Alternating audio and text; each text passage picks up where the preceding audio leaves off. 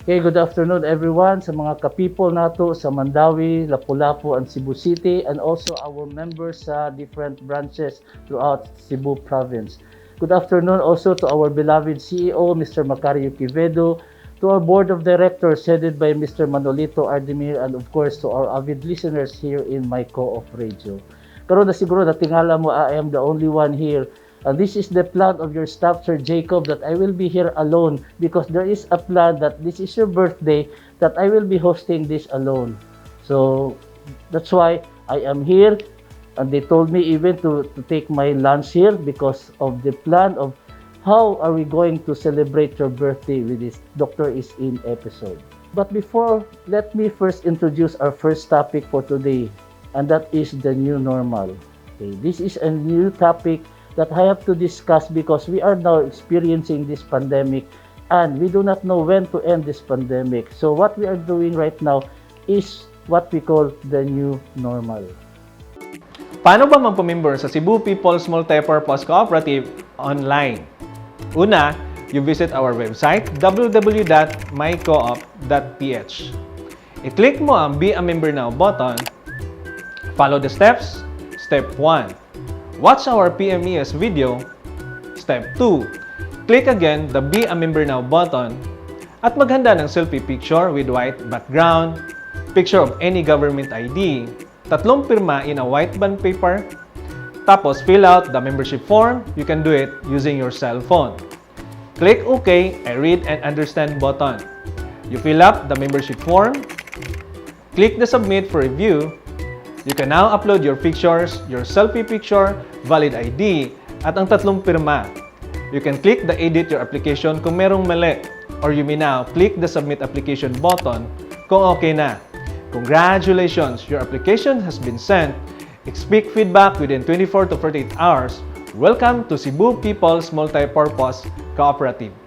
Paano ba makita ang savings o account summary mo sa co-op through online? Una, you visit our website www.mycoop.ph. Pindutin mo ang register button sa itaas. You fill up the username, email address, name, mobile number, and the password. Don't forget to write down your username and password. Click the register button. You fill up the member's information. Una, your co-op membership ID number. Make sure na tama ang format. You can see your co-op ID number sa passbook, or you can contact your branch. Click the small box I agree to terms and services at pindutin mo ang Submit for Approval button. Your account is placed under pending status. You log in after 24 hours, or you can contact our hotline kung kinakailangan. Congratulations! You may now view your savings and account summary sa co-op. Just click the login button sa ating website. Okay, what is a new normal? So this new normal refers to the emerging behavior or situation with the practice of minimum health standards. So this is important today because of this pandemic. And with this new normal, we will be practicing the non-pharmacological way or intervention. Meaning to say nga, wala tayo tambal imnon except katong magpabakuna ta. Or in Tagalog, this is a way of ang ating karapatan sa araw-araw nating gawain sa bahay. Or it is a non-pharmaceutical intervention is also called is community mitigation strategy or diskarte sa pagpapagaan sa komunidad. So, this non-pharmaceutical intervention has a lot of strategy. Number 1 is respiratory hygiene. So ano itong respiratory hygiene? This is a practice to prevent the spread of infection. How to cough properly? What will you do when you cough? Why do we need to follow this etiquette? When you cough, you are spreading respiratory droplets and the COVID-19 virus. Then this particular virus is transmitted through these droplets. So ang atong buhaton, we have to cover our mouth and nose with disposable tissue. Takpan natin ang ating mga bibig with a tissue, not your handkerchief. Why? Because you are just nagtigom ra ka sa imong virus sa imong handkerchief. So, it is better that when you cough out, you have to use your tissue rather than your handkerchief. Okay. Number 2 in the new normal is promoting mental health. So what is mental health? This is described as a state of well-being in which the individual realizes their own abilities and potentials while coping through the stresses of life through different forms of psychosocial supports. So in this state of well-being of an individual, after you realize through their own ability on how to cope stressful life. So every day, we are very much stressed or stressful kayo ta tungod sa pandemic, and everything that we feel, it seems this is already related to COVID. So every time you meet somebody, then suddenly kini siya nagka-COVID-19, you feel also na nagka-COVID ka. You feel nga na kay hilanat, na kay ubo, na kay gisipon, but the fact is wala iro na sa imo. But because you are very much stressed already. Okay. So how are we going to live with this stress? Of course, you have to call a friend, because calling a friend that will support you, or even mga religious organization that will also help you. You must also try to unwind yourself, go to the mall, and it is not a good practice that also you will stay in the mall all the time, because daghan po mga tao diha. As long as you can plan on when to go to the mall or when to go out of your house para to minimize your stress. Dili ni siya one day lang or 1 month. It might be for how many years nga naat na nag-pandemic. So, kinahanglan nga mugawas-gawas na yun ta. But, as I've said, atong planuhon ko asa ta paingon because of this pandemic. Ba pata kay balo, because especially karong panahon na there are a lot of asymptomatic patients going on. Katong dili na magpaswab, mahadlok magpaswab, usahay ilampugan ang ilang ubo, dili na sila mutugan nga naghilanat sila. So if we encounter all these kinds of people, then we are at risk of COVID-19. So the more you will be depressed na, the more nga dili na ka maayo sa imong daily activities. Okay? Number 3, reduce exposure of vulnerable individuals. Okay. Who are these vulnerable individuals? These are patient or mga individuals na 60 years old and above, katong mga pregnant, or katong na ay mga comorbidities like heart, chronic respiratory disease, katong na ay mga diabetes, or hypertension and others. Okay. So, the second NPI or katong non-pharmaceutical intervention is the reduction of exposure of vulnerable individuals. So these are composed of persons 60 years old and above, katong as I've said, katong na mga diabetes. So ato to silang ipalikay sa pandemic. That is why our level of prioritization katong nagbabakuna ta, giunay gyud nato ang katong mga senior citizen, katong pregnant, or even katong na ay comorbidities.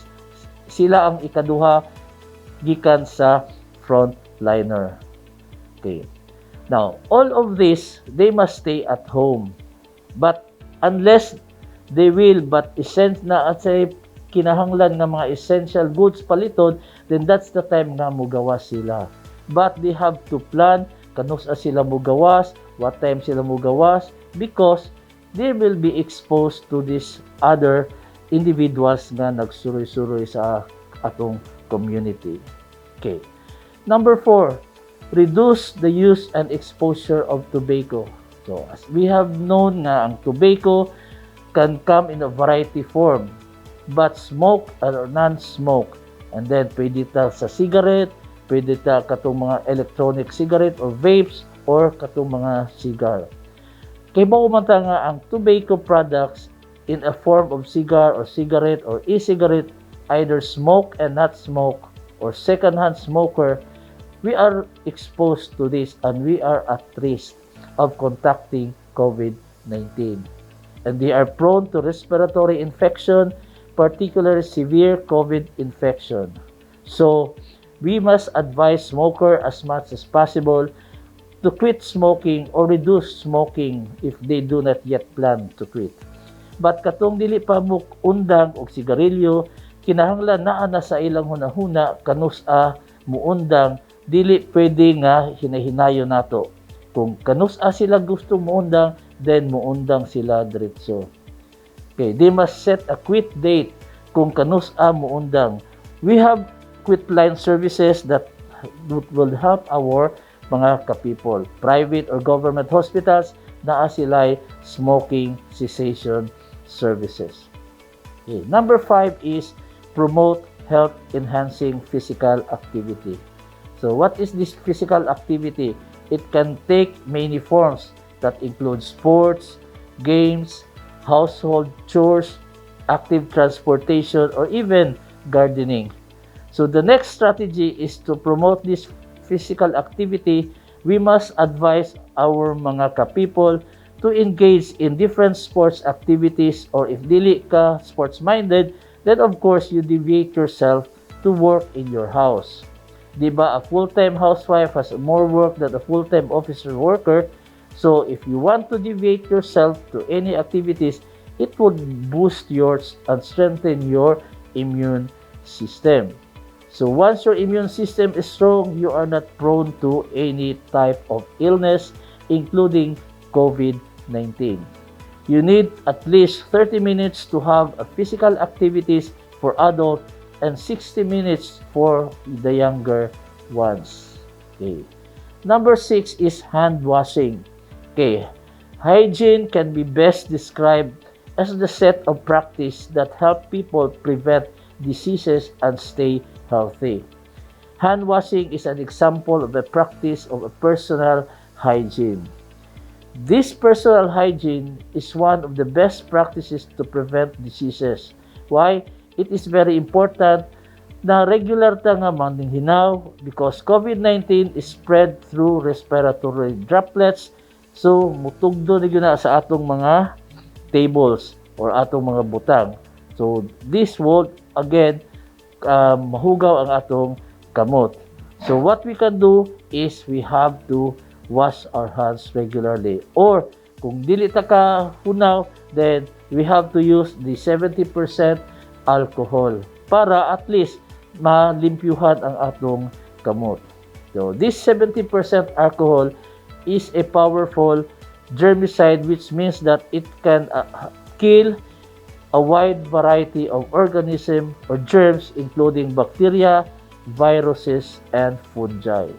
So, rubbing alcohol is used in healthcare setting to disinfect hands and surfaces, but can also be used as a household cleaner.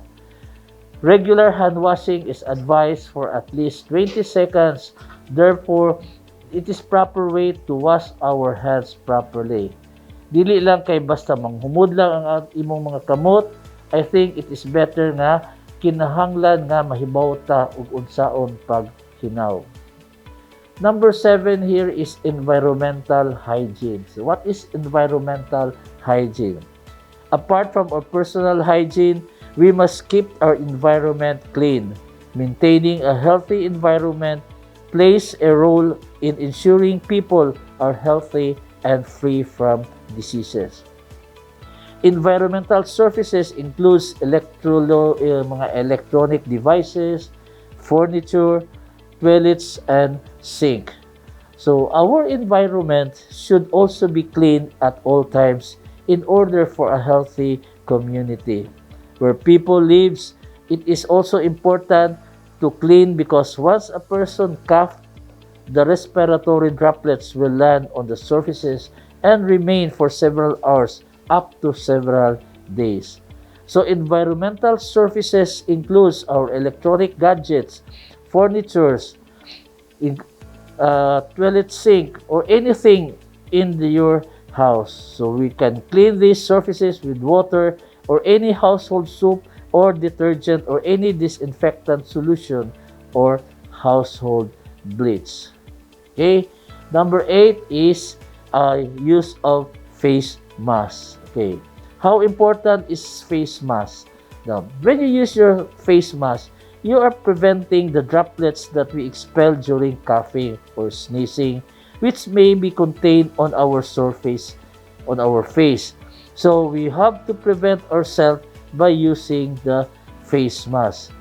Now, we will also wear this face mask because they can also transmit the virus kung ikaw na ay ubo. So, in order that we cannot transmit the virus, we have to wear our face mask. Okay. In general, everybody is not exempted in wearing your face mask. But before wearing your face mask, you have to wash your hands or sanitize your hands.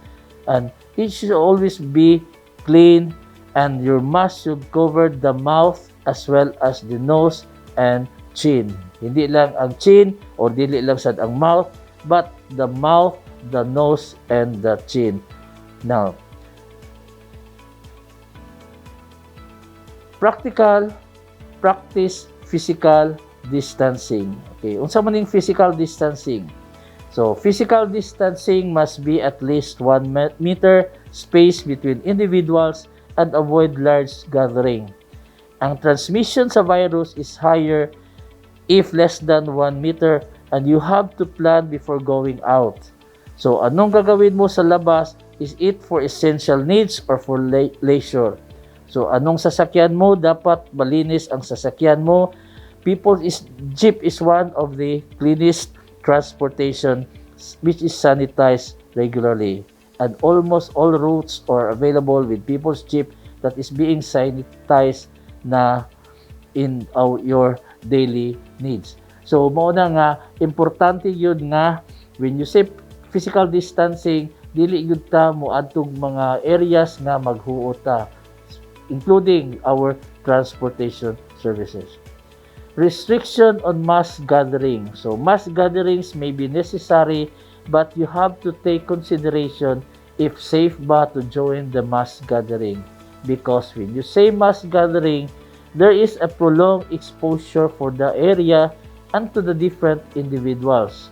It might be asymptomatic, so we have to limit conducting events if not really necessary.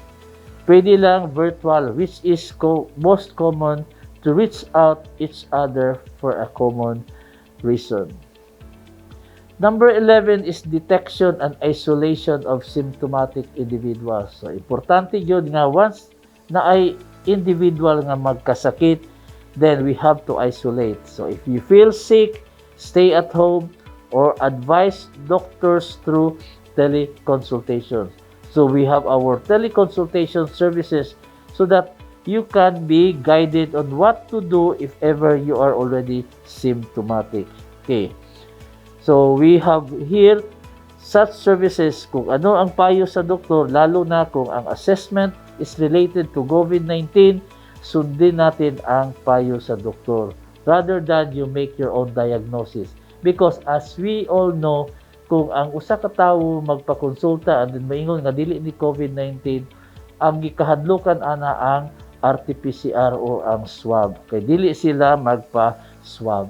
Mauna nga, sometimes ang atong mga ka-people, mahadlok na lang magpakonsulta because the advice of the doctor might be to submit themselves for RT-PCR or swabbing. Okay. So, if ever na kasakit mo, then you have to stay at home and isolate yourself.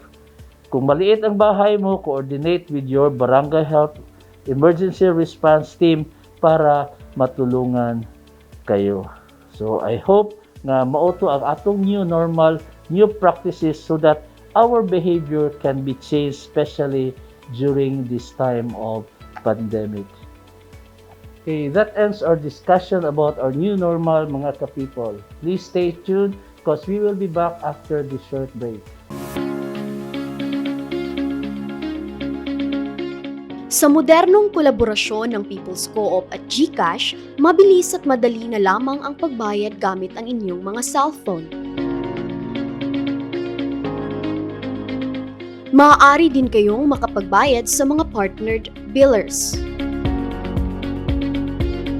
Ito ay isang magandang inisyatibo ng Cebu People's Multipurpose Cooperative upang bigyan ang mga miyembro ng mas kanais-nais pang mga opsyon sa pag-asikaso ng kani-kanilang mga individual na transaksyon. Magiging one-stop up ito para makapagbayad sa annual dues, membership fee para sa mga bagong miyembro at makapagdeposito sa inyong savings account. Siguradong makakapagbayad sa tamang oras sa kabila ng abalang schedule. Madali nang mamonitor ang inyong mga finances. Mapoproseso mo na ang inyong mga transaksyon anumang oras at kahit saan ka man. Upang maisagawa ang inyong transaksyon, pumunta sa inyong GCash app. Mula sa GCash dashboard, itap ang Pay Bills. Pindutin ang Loans. Pagkatapos, hanapin ang People's Co-op at i-click ito. Punan ang halagang babayaran at mga detalye ng account at i-confirm. Maghintay para sa kumpirmasyon ng iyong transaksyon. Para sa mga issue at karagdagang detalye, maaaring bisitahin ang aming website sa www.mycoop.ph.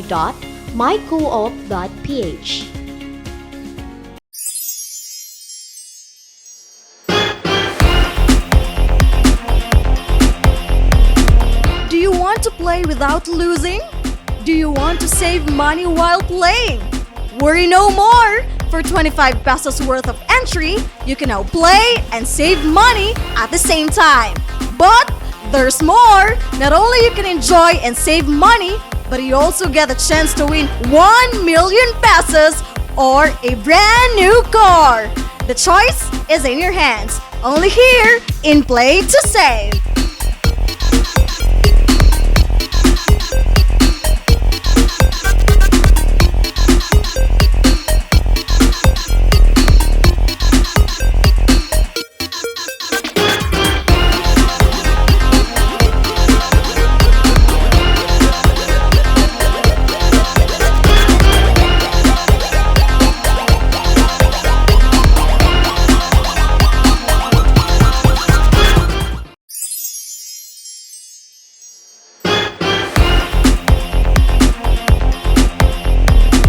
Do you want to play without losing?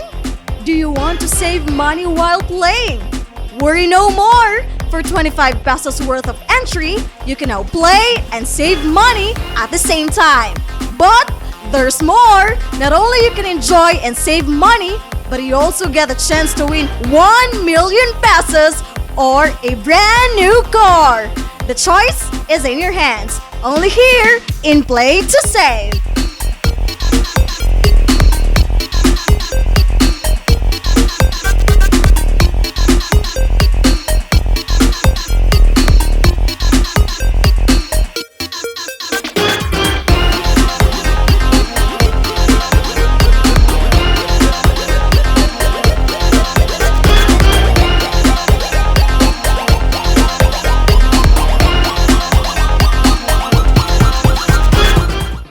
Okay, welcome back mga ka-people. And now with our special episode for today, I have a series of questions prepared by Sir Jay's staff. I don't know any of these questions and it is an ambush Q&A with the CIO team.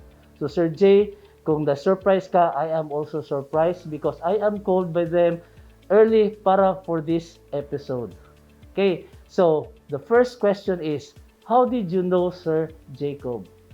Okay, I first knew Sir Jacob during my first visit with our CEO, Mr. Yoyong Quevedo, when I was introduced by my friend to be part of this People's Cooperative as a company physician. So that was my first time I heard your name. And it was not a personal also when nakita na ko si Sir Jacob, but through his daily program when Sir Yoyong told me that I might be part of this mangpipoltv. So I was shocked. Wako kay bao if I will continue my application as a company physician because I was only thinking through teleconsultation only. But I know this is a new venture. So bahala na what will happen as I go along with my partnership with this People's TV. How is Sir Jacob as a colleague and as a friend? Knowing Sir Jacob for the past 10 months is down to earth, approachable, and can facilitate me on my personal needs, especially bago pa ko diri sa co-op, and most especially the needs of our ka-people through teleconsultation. Because this teleconsultation, this is a new platform, and wala kay balog unsaon nato pagpaagi nga makuha nato ang approach sa atong mga ka-people para magpakonsulta. Okay. So what is your memorable experience with Sir J?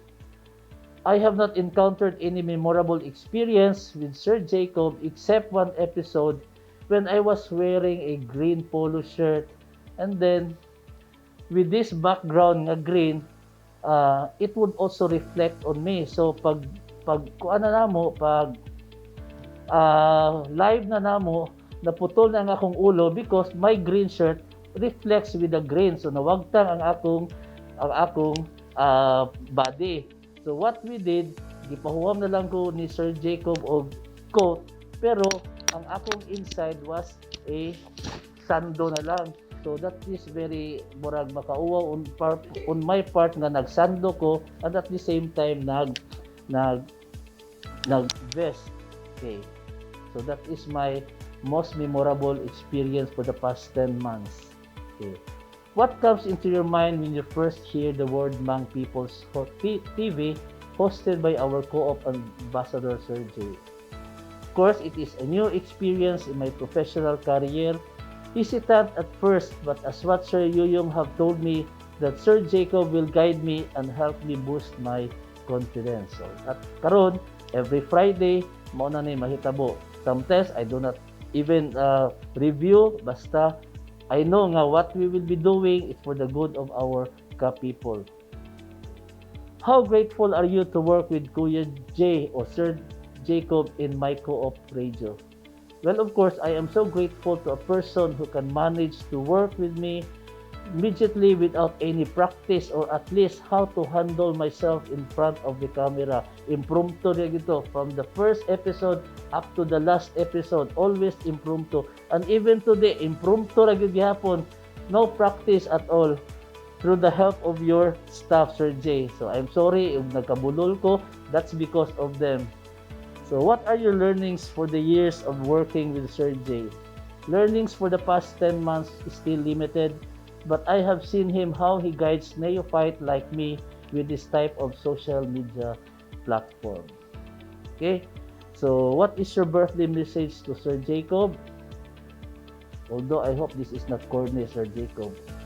To Sir Jacob, it's your birthday today, but I will take this opportunity to thank you by guiding me. It's really new to me, and it's beyond my expectation to practice my profession on air.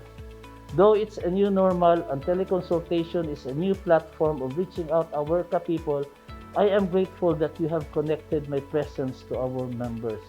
Your birthday today, like other birthday celebrants, is facing new challenges during the new normal. But putting Jesus Christ in your life, with your family, and with your colleagues, you have more birthdays to come. Sir J, happy birthday. And that was it, mga ka-people. Ambush Q&A, but of course, we will go for it para sa atong maayong na co-op ambassador, Sir J. Once again, happy birthday, Sir Jacob. Before I will bid my goodbye, mga ka-people, don't forget to follow our social media platforms and keep on watching the Doctor is In program here in My Co-op Radio every Friday, 1:30 to 3 p.m. For teleconsultations, you may contact me directly through this number, 0963-692-6762, or via messenger at Chris Samson. Thank you so much for watching, mga ka-people. Up until our next episode, the Dr. Chris Samson bidding you to exit with my episode for The Doctor is In. Happy birthday, Sir Jacob!